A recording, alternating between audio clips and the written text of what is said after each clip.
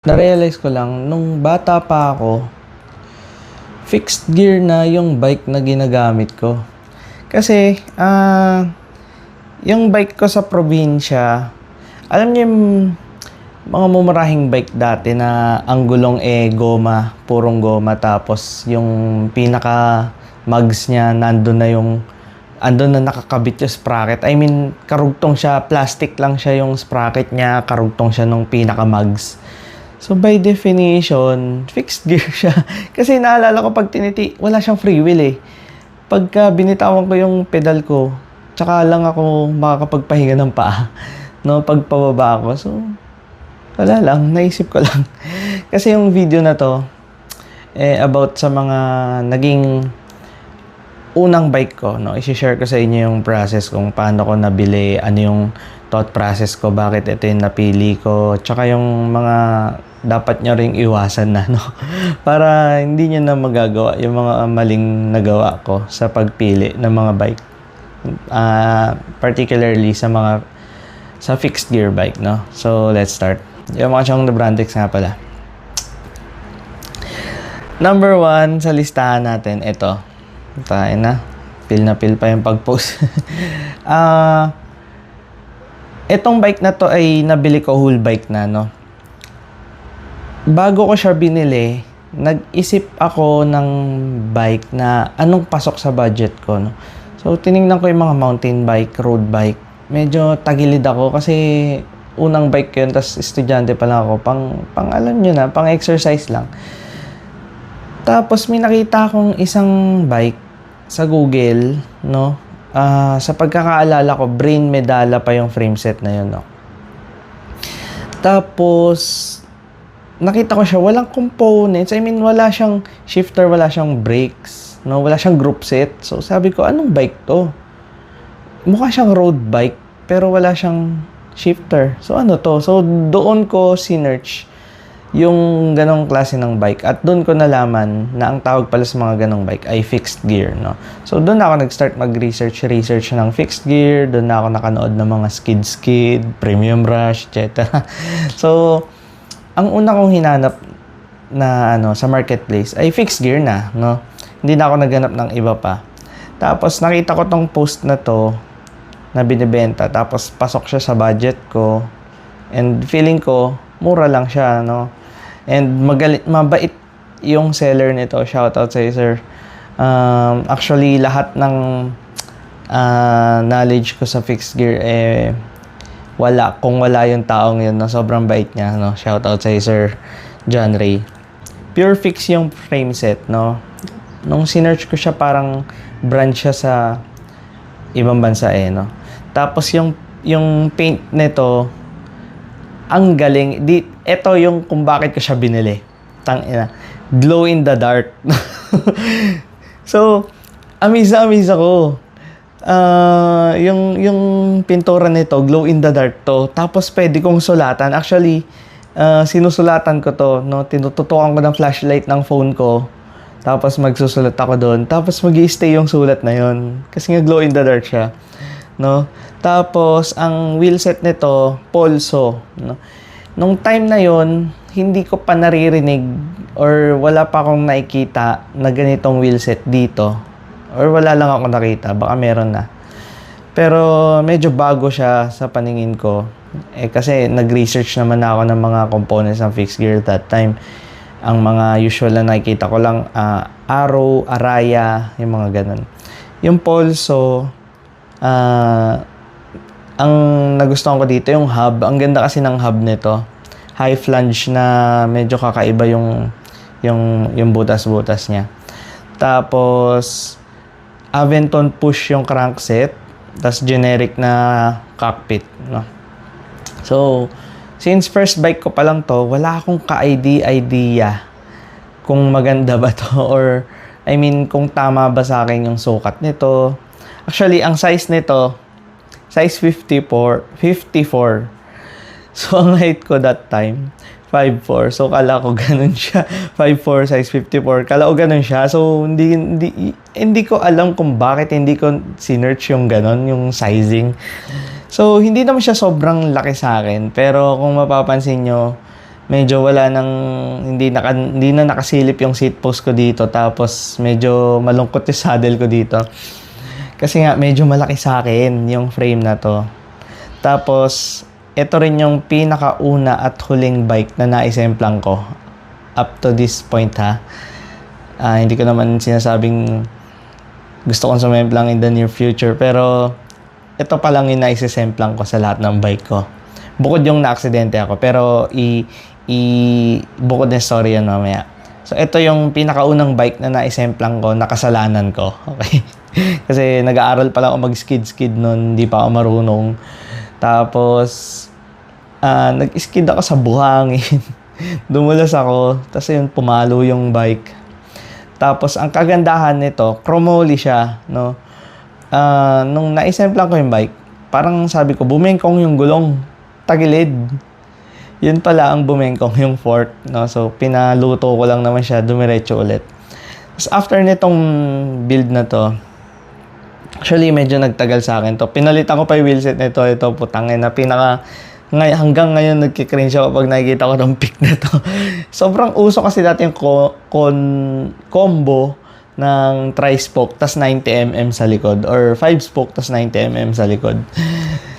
Kala ko bagay siya sa bike ko. So, nung kinabit ko, ang baduy pala. Tas sobrang bigat kasi chromoly na nga yung frame ko. Nag 90mm pa ako, tapos nabigat pa yung tri-spoke ko.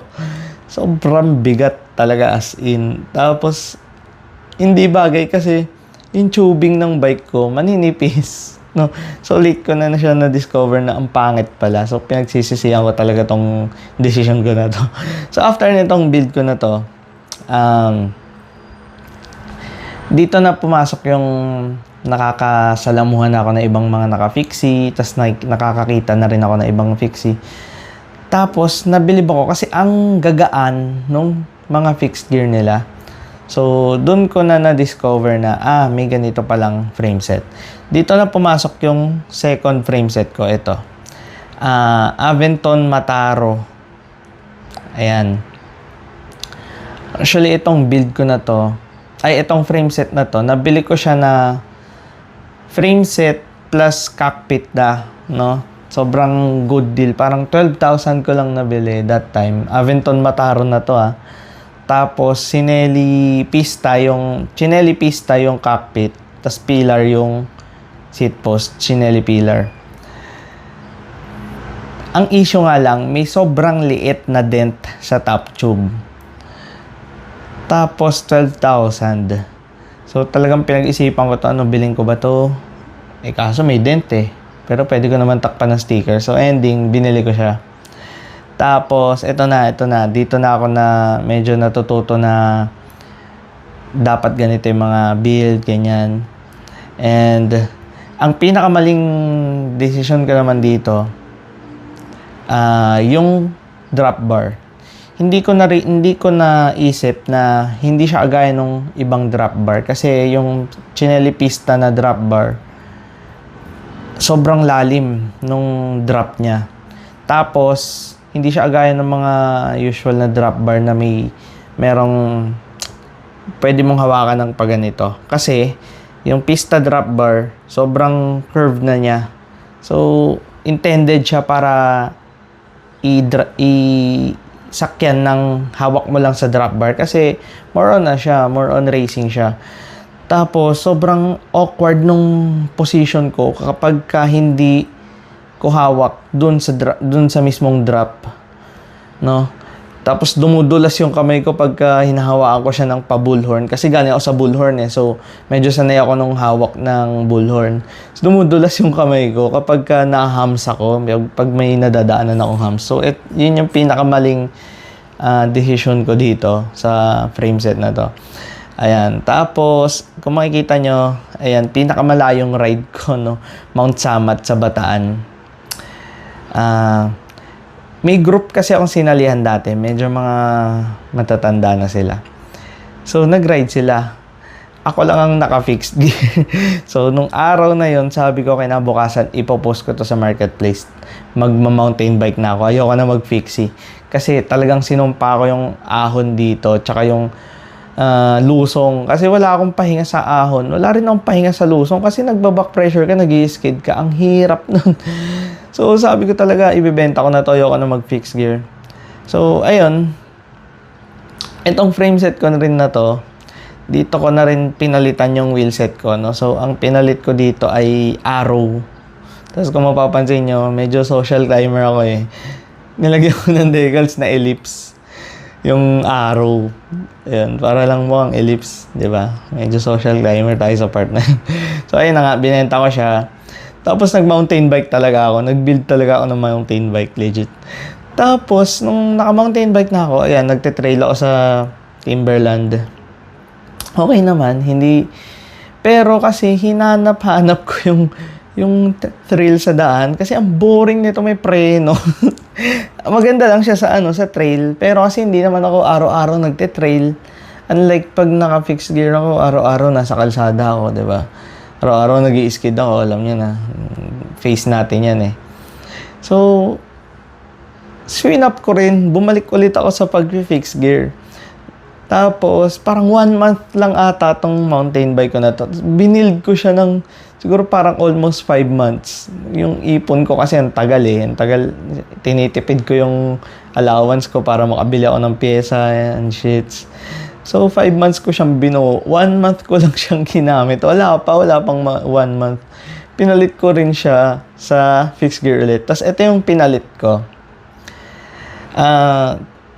Chinelli Parallax.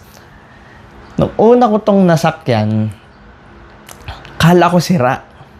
Kasi galing ako sa Aventon, di ba? Bago ako mag-mountain bike, Aventon yung huli kong nahawakang fixed gear. And hindi naman ako umabot sa hardcore research ng mga fixed gear. Hindi ako umabot sa mga high-end. Parang para sa akin dati pag naka-Aventon ka, medyo may kaya ka na nun eh. So hindi ko naabutan hindi naabot ng research ko tong mga chinelli. Nung una akong naagamit ng chinelli, nung araw na sinop ko yung mountain bike, sa Circle pa kami nag-meet, no? Shoutout sa sir, anong pangalan nun? Kambal yun sila eh. Magkapatid. Sila Sir Uvas, no? Shoutout sa sir. Nung swinap ko sa kanya, paglabas ko ng Circle, nag-toe-lap ako. Sabi ko, ano yun? Bakit tumama yung gulong ko sa pedal? Gumilid ako sa Circle. Tapos, tinignan ko yung pedal ko, tumatama sa gulong. Sabi ko, putya, sira ba to? Ba't ganito to? Chinek ko visually yung bike. Okay naman, hindi naman siya mukhang sira. So, takang-taka ko, bakit tumatama yung pako? Sa isip-isip ko, baka maliit lang yung frame. Baka malaki lang yung paa ko. Ganun. Pero hindi, size 42 lang ako eh. Jutay lang yung paa ko eh. So, ba't tumatama? So, pag uwi ko, chat agad ako sa mga tropa, tol, yung frame ko, tumatama yung yung gulong sa harap sa pedal ko. Normal ba yun? Tapos doon ko na na-discover na normal yun, no? Sa mga, lalo sa gantong track specific na frames, kaya ng, mga chinelli, toe lap talaga siya. Tapos yung size pa nito ay parang 49 or 50 lang. So talagang pedal pa lang, wala pang paa, tumatama na yung gulong, yung front wheel. So, sabi ko, ay hindi pwede sa akin to, mamamatay ako dito. So, swing up ko na naman. Ang likot no? Ganito talaga eh. May face talaga tayo na ang likot natin sa bike. So, naghanap ako online. Nag-offer ako, swap, frame set, blah, blah, blah, etc., etc. Tapos may nag-PM sa akin. Ito, si Sir Dennis. Shoutout din sa sir. In-offer niya yung whole bike niya kapalit ng frame set ko. Yung frame set niya, Aventon Mataro Low, no? So galing ako Mataro, tapos may nag-offer ng Mataro Low. So medyo malapit yung loob ko. I mean, na-experience ko na eh. Maganda, walang toe lap. Pero Hindi ko pala nabanggit. Yung size pala nung Aventon ko na black, nung Mataro, 55. So, medyo malaki din ulit. Tapos, ang lungkot na naman ng saddle ko. Anyway, balik tayo dun sa Mataro Low na. Swinap niya sa akin yung whole bike niya, kapalit ng frame set ko. Nung una, hesitant pa ako kasi parang medyo lugi. Tapos, sabi ko, add ka 2K, whole bike mo plus 2K sa frame set ko. Wala daw siyang pang-add. So, sabi ko, sige, ganito na lang. Cleat set na lang. Add mo na lang yung cleat set mo. Though, maganda naman na yung specs ng bike niya. Aventon Mataro Low, Chinelli Vi yung cockpit. Tapos, naka Omnizen, Omnium, crank arm, tas Sugino Zen chainring. Nung panahon nung dati, kasi pag naka-Omnizen ka, yun yung patok, yun yung uso dati, Omnizen. Omnizen nga yung tawag eh. Anyway, ayun, naka-Omnizen siya. Tapos naka-archetype na H Plus Sun, Novatec. Tapos, ayun, pwede na. Sabi, tsaka gusto ko talagang ma-out yung Chinelli kasi nga, ayoko nung tulap. Hindi ako sanay talaga. Sabi ko, mamatay talaga ako dito. So, gusto ko na siyang kating-kating na akong i-out. So, para lang ma-out ko na, pumayag na ako. Kahit medyo tagilid, inisip ko na lang yung safety ko. Swinap ko yung whole bike niya. So, ito na yun. Ito na yung whole bike niya. Ang specs nito, yun, nabanggit ko na. No? Kaso, dumating yung point na ito na naman, nananawa na naman ako. Aventon na naman. Gusto ko ng Dolan. Gusto ko i-try yung Dolan. So, naghanap ako. Or Scalawag pala. Dolan or Scalawag. So, pinost ko sa marketplace. Nung time na yun, medyo bago-bago pa lang yung Scalawag eh. Parang, yun yung time na kasikatan nung video ni Tolitz. Yung naka-Scalawag siya. Tapos binenta niya. Anyway, ayun. So, gusto ko ng Scalawag. Sabi ko. Pero, may nag-offer sa akin, Jeprox. Tangina, nung time na to, yung Jeprox, sinusuka ng kahit sino. Diba? Ngayon, magkano na siya? 100K na. May nag-PM sa akin, sabi niya, Sir, swap tayo, Jeprox. Tapos, sa Aventon mo. Tapos yung Jeprox niya, mga chong, yung pinakamaliit, size 52 yata yun. Yun yung wala ka nang makikita ngayon. Kasi ang mga binibenta ngayon, 56. Yung mga 54, makikita mo na lang siya, pero hindi siya binibenta. Lalo yung 52, wala ka nang makikita ganun, yung pinakamaliit. Yun yung swinap niya sa akin. Pero, ang mabigat sa loob ko na pumayag ako doon, nagpa-add pa ako ng 2,000. Ang haba pa ng storya nun. Parang nagka-problema pa kami sa BB nun. Kasi lost thread yung BB niya. Hindi niya makalas. Sa akin, nakalas ko na. Andun ako sa meet-up place. Meet-up place namin, bike shop. Hindi niya makalas yung BB niya kasi lost thread. Hindi yung BB shell Yung isa, yung sa spindle na na iniikot. Basta yun, hindi makakalas. So, hirap na hirap kami. Sabi ko, paano ba to? Nakalas ko na yung akin. Buti na lang, nagawa ng paraan. So, nakalas. Nag-swap kami. So, ito na yung Jeprox ko. Ayan. Dahil sa sobrang pursuit niya, sobrang aggressive nung geometry niya, ang cockpit ko dito, nag-riser ako. Tapos yung stem ko dyan, neutral. Kasi talagang hindi ko kinakaya yung sakit ng likod ko pag nagbabike ako gamit to. Tapos kung mapapansin nyo yung seat post ko, ang baba na rin. Tapos nung time na to, alam ko na napangit yung saddle na nakayoko. No? Hindi pala maganda yun. Kala ko dati astig pag malungkot yung saddle eh. So ayun. Gusto ko na rin dati tong i-out nung nahawakan ko to. Pero, nagamit ko siya. Actually, medyo tumagal sa akin to. And, kasabay kasi nito yung parang 4th year na ako sa college. So, madalang na ako magbike. So, okay lang. Kinakaya ng likod ko. Naalala ko pa dati, pinapark ko lang to sa likod ng Fatima. Pinapabantayan ko lang sa guard habang nagkaklase kami. Tapos, ang in-upgrade ko dito, ito yung front wheel ko kasi ang story ng front wheel na to, merong nag-post sa Fixilista kung di nyo alam, lumang group yun ng fixed gear, para siyang fixed gear Pilipinas, pero parang hindi pa mainstream yung fixed gear Pilipinas. Ang pinaka-group talaga, Fixilista, no? So, ganun din, bentahan. Tambay ako doon dati. Merong nag-post na tiga Batangas. Pinost niya to, 5,000. Aerospoke, 5,000. So, nung una, hesitant ako. Sabi ko, alam, may issue ba to? Ba't sobrang mura?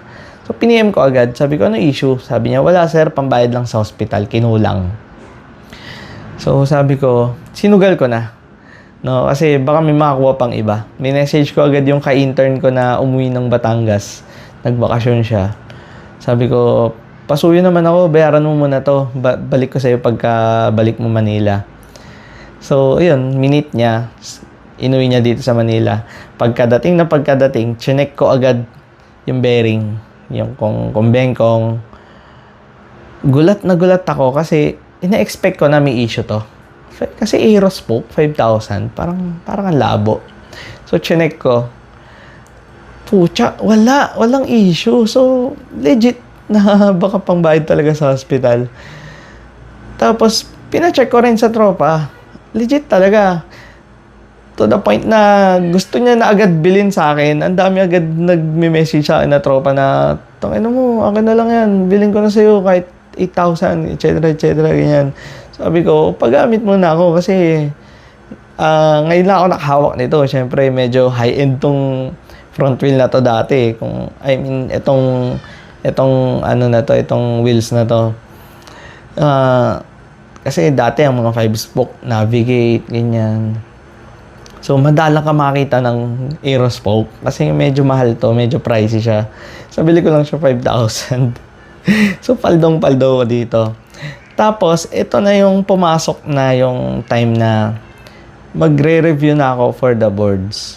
Tapos, binila na rin ako ng parents ko ng motor. So, ang ginawa ko, in-out ko to. Walaan nyo kung magkano ko binenta tong Jeprox.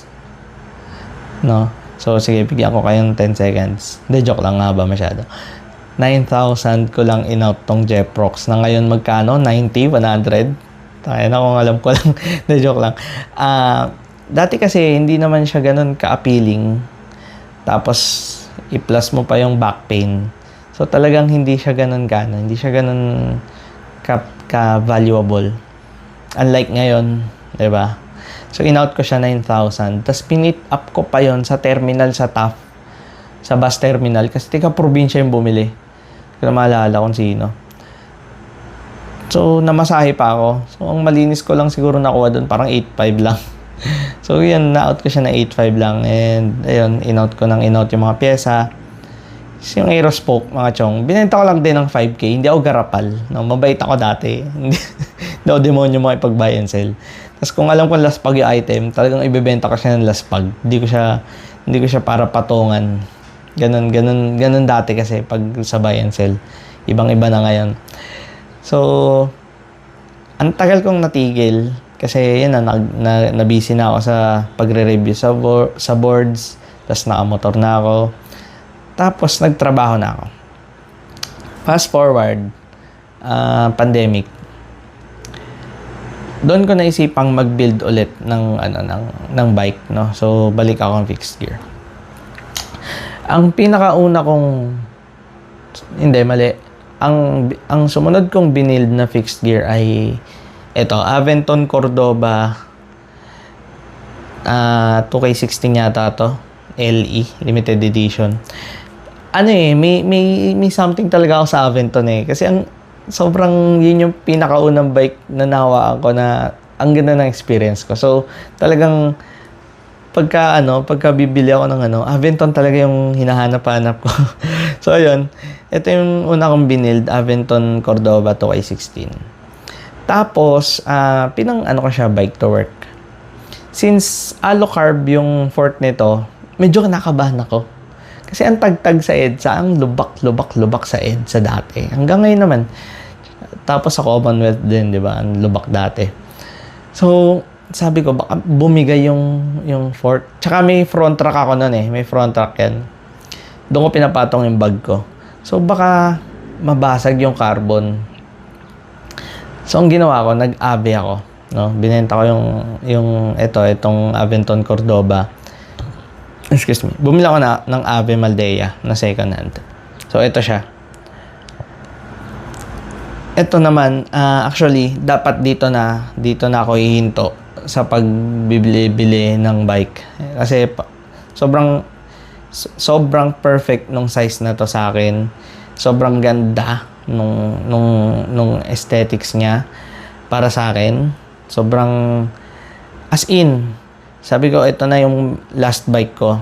Pagka hindi na ako bibili unless masira to. Ang ganda pa nito kasi alam niyo yung patina, yung pinapagapang yung kalawang, no? So bakal kasi ito, ave nga eh. So may patina siya yung paint job niya. Basta as in ang ganda. Ang naging problema ko dito, sa sobrang kapal na nung kalawang, siguro, isang araw na discover ko sa seat tube niya, may lamat, may crack. Actually, hindi nga siya crack eh. Parang, alam niyo yung pag-grinder, parang ganun eh, ang linis nung cut eh. Pero feeling ko rin naman, sa kapal na lang ng kalawang, tas siguro na lubak ako ng matindi, hindi ko lang namalayan. May ganun siyang maliit. Tsaka doon siya sa part na talagang ang kapal ng kalawang, ng patina. Tsaka malapit siya doon sa BB shell. So ayun, doon siya nagkaroon ng crack. So sabi ko, sabi ng mga tropa, ipagawa ko na lang daw kay mga ave. Kaso, ang awkward na nun kasi malamang sa malamang papalitan yung seat tube na yun. So yung buong frame ko nakapatina, tapos yung seat tube ko bago. Parang nabaduyan lang ako. So sabi ko, wag na, palitan ko na lang, i-out ko na lang, ipamigay ko na lang. Actually, pinamigay ko talaga siya. Tapos, syempre dinisclose ko na may issue. Sabi ko, kayo na lang magpa-welding, etc. etc. So, ayun, pinamigay ko siya. Shoutout kay Sir Jeffrey, no? Sana nasa'yo pa yan, Diyos ko. Sobrang ganda ako dyan sa frame set na yan. So, sana naalagaan mo. Anyway, ang pinalit ko sa kanya ay ave rin naman. Pero, yung binibenta ni BMX Cycle, yung galing kay ave rin naman, no? Ganun yung pinalit ko sa kanya. Ito siya. Tapos ako na lang nagpa-pintura niyan. Ayan. So, actually, regalo yan ng girlfriend ko, no? Siya bumili niyan. Ayan. Kaso, ito na naman tayo eh. Sabi ko, ito na yung last bike ko. Ayoko na bumuo. Ayoko na mag-upgrade. Dito nangyari yung pinaka nabubuisit ako. Kasi, sa Commonwealth, yung bike lane doon, 2 lanes. May arrow. 'Di ba? So, general knowledge naman yan sa Pinas tayo. Keep right. Tsaka may arrow na yung pagka padiretso ka, nasa kanan ka dapat. Pag yung kasalubong mo, nasa kaliwa mo dapat. Kasi, sa POV niya, nasa kanan siya dapat. No? Nung time na yon, hindi pa ako nagbablog. Wala pa akong action cam. Pero meron na akong chest mount para sa phone. Pero yung phone ko kasi ang laki, ang bigat. Tapos may pinuntahan lang naman ako noon eh. So sabi ko, hindi ko na muna ikakabit. Doon naman ako minalas. Kasi nung time na hindi ko kinabit, doon ako na-aksidente. May isang siklista na kasalubong ko. Nung malayo siya, nasa kaliwang side ko siya. Tapos, nasa kanan ako. Nasa tamang direction kami, kumbaga. Last second, kasi parang may paliko doon eh. May gutter sa Commonwealth. Nung pa-approach na kami doon sa gutter, so, ako, dapat gaganon ako. Siya, stay lang siya. Dapat. Kasi nga, keep right niya eh. Ako yung gaganon. Hindi ko alam kung anong desisyon yung ginawa niya. Bakit niya ako sinalubong. So, pagka ganun ko, dire-diretso siya. Kahit naman hindi siya sumalubong, kung nag-stay lang siya, okay lang kami kahit hindi ako gumanon. Hindi kami magbabangga. Hindi ko alam kung anong thought process niya. Bakit siya sumalubong. Nung last second, pagkalikong kong ganun sa gutter, lumiko din siya. Pak, nagtama kami. Nung, yun yung pangalawa kong semplang. Pero hindi ko yun, kumbaga, hindi ko siya controlled kasi biglaan talaga. Ang unang-unang nangyari, ang unang-una ko napansin, sumabog yung gulong ko kasi naka-tubeless na ako nun. Nagkalat yung sealant sa kalsada. So, putya, sumabog yung gulong. Okay. Tapos, nung tinayo ko na yung bike, chinek ko. Nagtaka ako bakit yung clearance nung front wheel ko doon sa down tube, sobrang dumikit na. So, doon ko nakita, nayupi yung head tube ko. Kumbaga, di ba, dapat pag ganyan siya. Gumanon yung head tube ko. Tapos yung nakabunggo sa akin, naka-road bike, medyo tumilapon siya eh. Hindi ko agad yun napansin, no? Tapos, nung nilapitan ko na siya, sir, sabi ko ganyan, sir, okay ka lang? Anyari, sabi ko ganun, bakit ka sumalubong? Sabi niya, gusto niya daw akong ilagan. Sabi ko, bakit mo ko ilagan? Kasi tama na yung way mo, tama yung way ko. Keep right tayong dalawa. Bakit ka iilag? Sabi niya, kala niya daw kasi lalabas ako sa lane ko. Sabi ko, ba't ako lalabas? Kasi andito nga yung lane ko eh. Pero hindi ganito yung tono ko Hindi ako ganito kakalmado nun. Buisit ako nung time na yon. Kasi kung sumunod ka lang, wala tayo dito. So, ayun na. Sabi ko, paano yan? Na-damage yung bike ko. Yung bike mo ba, kamusta? Sabi ko, ganun. Chinek niya. Medyo naano yung caliper niya. Yung naka-V-brake siya eh. Yung road bike niya, naka-V-brake. So, na-disalign lang. Yun lang yung tama nung kanya. Sabi ko, sige, ganito na lang. Bayaran ko yung damage mo. Bayaran mo yung damage ko. Kahit kasalanan mo naman talaga. Sabi niya, sige, magkano ba yan? Sabi ko, ano kasi to? Yung custom to, yung frame na to. So, either bumili ka ng buo na or ipapa-custom natin to, pero magtatagal to. Sabi ko ganun. Sige, magkano ba yan? Sabi ko, ang price range nito parang nasa around 8,000, 6 to 8,000. Sabi niya, ano yan? Sabi niya ganun sa akin, takang-taka pa siya. Sabi niya, anong bike ba yan? Ganyan. Sabi ko, sir, kahit i-search mo, Ave Maldea, tapos pinakita ko yung page ni BMX Cycle, pinakita ko yung kung magkano yung pricing. Sabi niya, wala akong pambayad, sir. Iwan ko na lang sa'yo ID ko. Sabi ko, hindi pwede nung gagawin ko sa ID mo. Sabi ko, ganun. Ganito lang, pa-blatter na lang muna tayo, sabi ko. So, sige, payag siya, pa-blatter kami. Habang naglalakad kami, papunta kami sa nearest barangay. Inaayos-ayos niya yung V-brake niya. So, sasakyan niya yung bike niya, ipepedal niya, tapos ipepreno-preno niya, tapos ina-adjust niya. So, okay lang. Kala ko chine-check niya lang. Tapos, minsan nauuna siya. Kasi sabog yung gulong ko, di ko masakyan yung bike. So, naglalakad lang ako. Tapos siya, nauuna siya. Tapos, bumabalik naman siya. Sabi niya, andito. Liko tayo dito. Sige. Tapos, after mga 2 kanto siguro, lumiko siya. Tapos, di na bumalik. Ang tanga ko sa part na hindi ko kinuha yung ID niya. Kasi sobrang pa ako, in shock pa ako nun. Sobrang buisit ako. Tirik yung araw. Ang init. Pagod na pagod ako. Sobrang buisit talaga ako nun. Tapos tinakbuhan niya ako. Yung frame ko hanggang ngayon nandyan.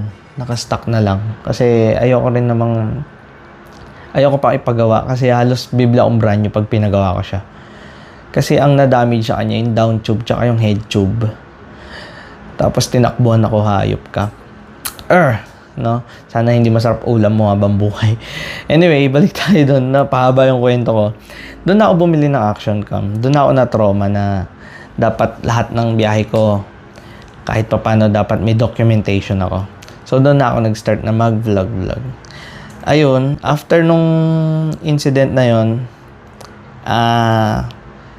tinawagan ko agad yung wife ko. Sabi ko, ayun, aksidente nga ako. And need ko ng bike. Bumili agad kami. Binilan niya ako agad, no? So, naghanap agad kami ng mabibilhan. Pero ang binili ko na ay, eto na. Yung Harabas na, no? Minit ko yung seller sa Saan bang lugar yun? Somewhere in Pasig na eh. Parang papasig na yun eh. So, ayun, minit ko rin siya parang kinabukasan. Kasi nga, pinangbabike to work ko kasi ayoko kasing magmotor dati. Kasi, mas gusto ko nagbabike hanggat maaari. So, sabi ko talaga, gusto ko magbike. So, bilhin na tayo, please. So, binila naman ako ng wife ko. I love you, eh. So, ayun. Yun lang. Ang pinaka-priority ko na dito, yung comfort, durability, tsaka yung dinadaanan ko, yung terrain, no? So, kinonsider ko na yun. Since malubak yung kalsada papasok, so, nag-tracklo na ako. Hindi na ako nag-crit, no? Ang pinakahuling crit ko pa na setup ay yung Ave Maldea na nakapatina. Tapos, ayun, nag-tracklo na ako after nito. So, ayun lang. Sana may napulot kayong moral, no? Sana may napulot kayong lesson kung ano ba dapat yung bilhin yung components, ano ba dapat size ng bike mo, hindi porket 5'4 ka, size 54, hindi ganun yun, no? So, ayun, feel free to ask kung may gusto kayo itanong, and feel free to share your your thought sa mga pinagsasabi ko. Yun lang. See you sa daan mga chong. Peace out.